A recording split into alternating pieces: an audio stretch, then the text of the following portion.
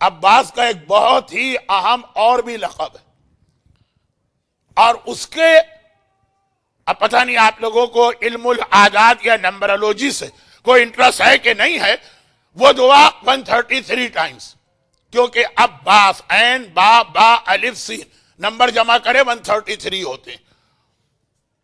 لیکن عباس کا ایک اور لقب بھی، اور اس کے نمبر بھی جمع کرے تو 133 ہوتے ہیں۔ عباس کا لقب ہے باب الحسین، حسین تک جانے کا راستہ، دروازہ۔ علی کا لقب کیا ہے؟ باب مدینۃ العلم، پیغمبر ہے علم کا شہر، علی ہے اس کا دروازہ، رسول تک جانا ہے علی کے تھرو جانا ہوگا۔ حسین کون ہے؟ کائنات کے شفاعت کرانے والے۔ عباس کون ہے؟ باب الحسین، حسین تک جانا ہے تو عباس کے ذریعے جانا ہوگا۔ چھوٹی دو باتیں بتا دوں، اور وہ یہ کہ کربلا کے حوالے سے تاریخ کا جملہ کہ کربلا میں جب کسی صحابی کو، وہی شہدائے کربلا جن کو آپ زیارت ناہیہ میں سلام کرتے ہیں، وہی شہدائے کربلا جنہیں آپ ہر شب جمعہ السلام علیکم یا اولیاء اللہ و احباء یا اصفیاء اللہ و وداء یا انصار دین اللہ انصار رسول اللہ کہہ کے خطاب کرتے ہیں، انہیں اگر آقا حسین سے کوئی بات کرنا ہوتی تھی تو وہ عباس سے آ کے کہتے تھے، عباس ان کی ریکویسٹ یا ان کا سوال وہ آقا حسین تک پہنچاتے تھے۔ باب الحسین، حسین تک جانا ہے تو عباس کے ذریعے۔ اسی وجہ سے ہمارے بعض بزرگ علماء کا طریقہ کار رہا ہے، حکم شریعت نہیں بتا رہا ہوں، بعض بزرگ علماء کا طریقہ کار رہا کہ جب کربلا کی زیارت کو جاتے ہیں پہلے آقا عباس کے حرم کی زیارت کرتے ہیں پھر آقا حسین تک آتے ہیں، کہ یہ عباس پہرے دار ہیں، دربان ہیں، اگرچہ لفظ آقا عباس کے لیے صحیح نہیں ہے۔ حسین کے گھر کے دروازے پہ بیٹھے جس کو جانا، وہ علی کا لقب باب مدینۃ العلم، اور یہ جملہ کہ جسے علم کے شہر میں آنا ہے علی کے ذریعہ ہے، حدیث کا جملہ ہے، وہی آقا عباس کا اسٹیٹس ہے آقا حسین کے لیے۔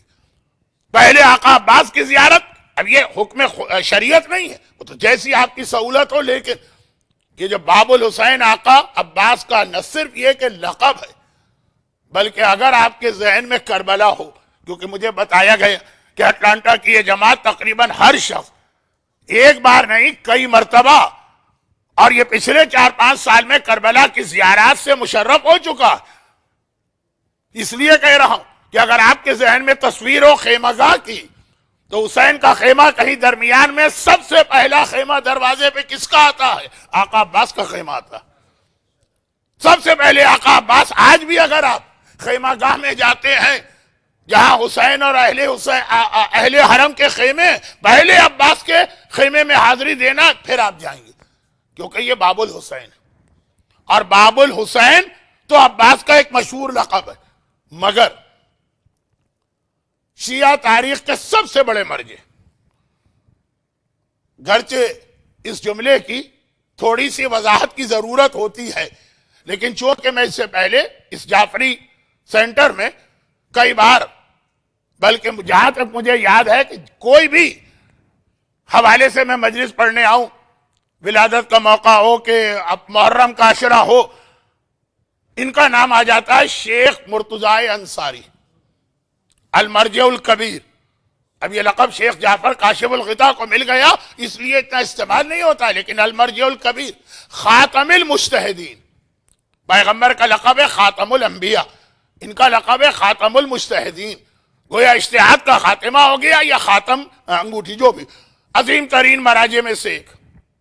مولا کا حرم آپ زیارت کو جاتے ہیں تو میری ایک گزارش یاد رکھیے گا، مرتضی نام کے شیخ لقب والے دو عظیم ترین مراجع مولا کے حرم میں اس طرح دفن ہے کہ اگر آپ قبلے کی جانب سے داخل ہوں، عورتیں تو نہیں جا سکتی، لیکن زیارت کے بعد عورتیں اس دروازے سے باہر آ سکتی ہیں۔ انٹری کے وقت سختی ہوتی ہے کہ لیڈیز الگ جینٹس الگ، باہر آتے وقت اتنی سختی نہیں۔ قبلے کے دروازے سے باب القبلہ سے داخل ہوں تو خود دروازے کے اندر لیفٹ سائڈ پہ شیخ مرتضی انصاری کی تصویر ہے، اور وہ تصویر ان کی قبر پہ لگی۔ تو الحمدللہ مجھے اطلاع ملی کہ بعض مومنین مجلس میں یہ سن کر وہ قبر کی خصوصی زیارت کر کے بھی آ گئے، لیکن وہ تو خیر آج کی رات کا بھی ایک حق ہے، میں موضوع سے ہٹا جا رہا ہوں، ابھی تک موضوع سے نہیں ہٹا ہوں۔ یہ شیخ انصاری شیعہ تاریخ کے سب سے بڑے مجتہد، اور مولا کی پشت کی جانب سے اگر آپ باہر نکلیں دروازے سے، جس کا نام ہے باب توسی، تو جیسے ہی دروازے سے باہر نکلیں گے آپ کے سامنے جو ایک مسجد نما بلڈنگ نظر آئے گی، اس میں شیخ توسی کی قبر، وہی راستہ آگے چل کے وادی السلام کے قبرستان تک پہنچاتا، اس کی بھی زیارت کیا کریں، دن کے وقت وہ کھلی رہتی ہے مسجد۔ شیخ توسی نے نجف کا حوضہ علمیہ بنایا، پہلا لقب شیخ ان کو ملا تھا، اور شیخ مرتضی انصاری نے اجتہاد کو ایک نئی زندگی عطا کی، تو مولا کے قبلے کی طرف یعنی مولا کے چہرے کی جانب شیخ انصاری کی قبر ہے، اور حرم کے فوراً بعد باہر نکل کے شیخ توسی، یہ تو ایک ضمنی بات آ گئی۔ شیخ مرتضی انصاری کے شاگرد یہ کہتے ہیں، دو شاگرد، شیخ عبد الرحیم شوستری کا بھی ایک واقعہ ہے اور آغا دربندی کا بھی ایک واقعہ۔ شیخ عبد الرحیم شوستری، شیخ مرتضی انصاری کی، اب ایک ایک عالم نام لے کے تعارف کراؤں گا تو اصل آج کا موضوع، اگرچہ ابھی تک میں موضوع پر ہوں لیکن ہٹ جاؤں گا۔ وہ فرماتے ہیں کہ آقا عباس حاجتیں پوری ہوتی، باب المراد ہیں، باب الحوائج ہیں، تو میں بھی، میرے دو بڑے مسئلے تھے، ایک دنیاوی ایک روحانی۔ بڑی تمنا تھی مجھے حج کی، لیکن استطاعت نہیں تھی، اور ایسی حیثیت بھی نہیں تھی کہ بغیر استطاعت کے صحیح لیکن میں کسی طرح پہنچ جاؤں حج پر۔ اب تڑپ رہے تھے حج کے لیے۔ مرحوم آیت اللہ مرشی کے وصیت نامے میں لکھا کہ میں حج نہیں کر سکا، گزارش ہے اگر کوئی مومن میری جانب سے حج کروا دے۔ اب اس جملے کی اور تشریح کر سکتا ہوں، وقت نہیں۔ ایک تمنا، یہ ایک روحانی چیز حج، جہاں یقینی طور پر مردوں کے عورتیں زمانے کے امام سے ملاقات ہوتی ہے، حج کی تمنا تھی۔ اور ایک یہ کہ مکان نہیں تھا میرے پاس، بڑی زحمت ہو رہی تھی۔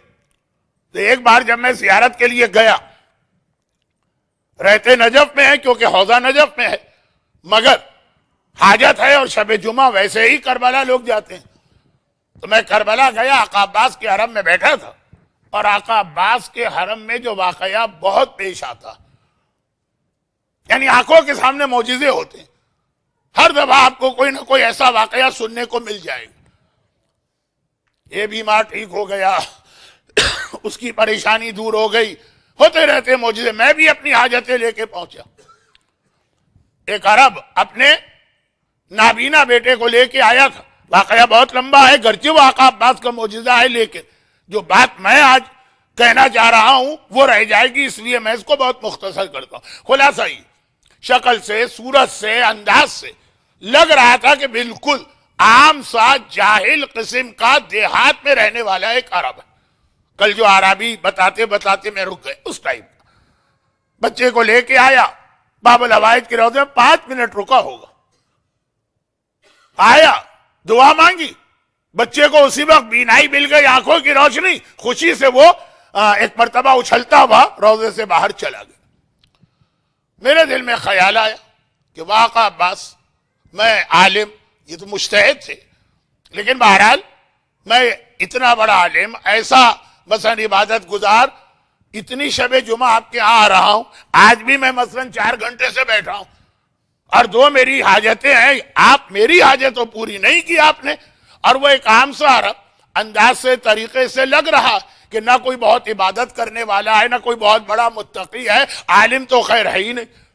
اب 5 منٹ میں اس کا اتنا بڑا مسئلہ حل کر دیا کہ نابینا بیٹا آنکھوں کی بینائی لے کے گیا۔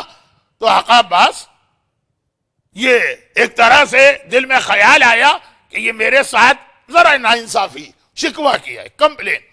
فوراً ہی، عالم ہے نا، فوراً اپنی غلطی کا احساس ہو گیا، مولا کی مصلحت مولا جانتے ہیں، وہیں پہ توبہ کی، ذریع کو بوسہ دیا، باہر آ گیا۔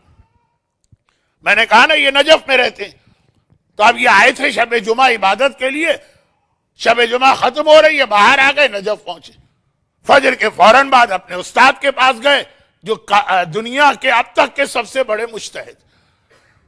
اب وہاں پہنچے، جیسے ہی وہاں گھر میں داخل ہوئے، ایک مرتبہ شیخ مرتضی انصاری نے بلایا، اور کہا کہ تمہارے لیے 2 تحفے میرے پاس آئے. ایک تھیلی دے دی اور کہا یہ رقم ہے, تمہارے پاس مکان نہیں ہے نا, یہ مکان کے لیے رقم آئی. دوسری تھیلی دے دی درہم و دینار سے بھری ہوئی, تم نے اب تک حج نہیں کیا, اور کوئی بھی مومن و حج کے لیے تڑپتا ہے, یہ رقم تمہارے حج کے لیے. اب کہہ رہے کہ میں تھیلیاں لے کے باہر آئے, لیکن میں نے سوچا ایک طرف تو یہ کہ آقا عباس نے بھجوائی, استاد سے پوچھنے کی ہمت تو نہیں ہوئی کہاں سے آئی, اور بار بار کہہ رہے تمہارے لیے یہ 2 تھیلیاں آئی, اور وہی 2 میرے مسئلے بتائے جو میرے اور اللہ کے علاوہ کسی کو نہیں پتہ, یہ آقا عباس کو معلوم. میرے استاد محترم نے کس طرح سے میرے وہ 2 مسئلے حل کیے جو ابھی میں کمپلین کر کے آ رہا ہوں. اب یہ ان کا ایک واقعہ سنی کہ آقا عباس اور شیخ مرتضی انصاری کا کنیکشن اگلا, اصل میں تو اگلا جملہ مجھے کہنا تھا. آغا دربندی صاحب اسرار الشہادہ کتاب بہت مشہور, وہ بھی شیخ مرتضی کے شاگرد, فرماتے ہیں کہ میں نے خود اتنے بڑے مرجے کو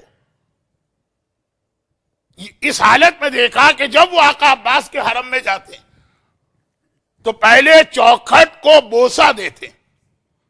اچھا, ایک بوسہ دینا, ایک سجدہ کرنا. اور سجدہ بھی کرے تو قباحت نہیں اگر سجدہ اللہ کے شکرانے میں. اب اتنا عظیم مرجع, میرے ایک استاد تھے, وہ کہتے تھے کہ میں جاتا ہوں چوکھٹ کو بوسہ دیتا ہوں, دل میں خیال آیا کہ عام لوگ دیکھیں گے کہیں گے یہ اتنا بڑا عالم امامے والا وہ اس طرح سے جھک رہا ہے. میں نے سوچا, وہ کہتے ہیں استاد کہ میرے دل میں خیال آیا تف ہے ایسے امامے پر جو آقا عباس کی چوکھٹ کو بوسہ دینے سے روک دے, پھینک دو وہ امامہ. شیخ مرتضی انصاری اپنے اس تمام علمی جلالت کے ساتھ بوسہ دے کے آگے بڑھے. آغا دربندی کہتے ہیں کہ میں نے شیخ مرتضی سے پوچھا کہ آپ نے اس چوکھٹ کو بوسہ کیوں دیا؟